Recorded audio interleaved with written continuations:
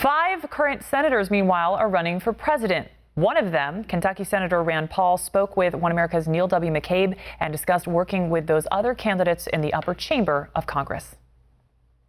In a conference call with reporters, Kentucky Republican Senator Rand Paul talked about his problem with the omnibus funding bill and his relationships with Senators Marco Rubio and Ted Cruz, who have been Paul's Senate allies but are now his presidential rivals. The senator told reporters he voted against the $1.8 trillion catch-all spending bill. I think it's exactly the wrong way to do business. It's an example of what a bad job we do in government, that we lurch from deadline to deadline. We show up and we have a $1 trillion bill. It'll be 2,242 pages.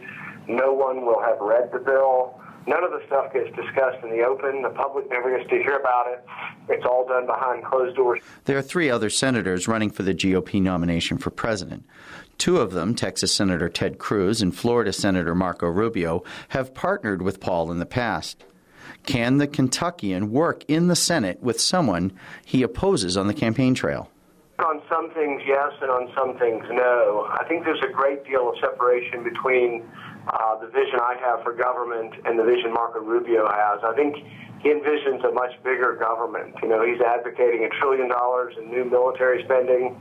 He's advocating $1 trillion in refundable tax credits. I think there's a lot that separates the worldview between Rubio and myself. His relationship with Cruz is better, he said.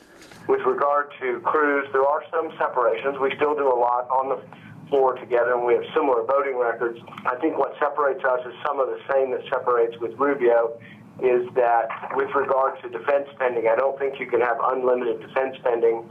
The $1.8 trillion omnibus bill that funds the government through September passed the Senate 65-33, with Paul and Cruz voting nay and Rubio not present. Neil W. McCabe, One America News, Washington.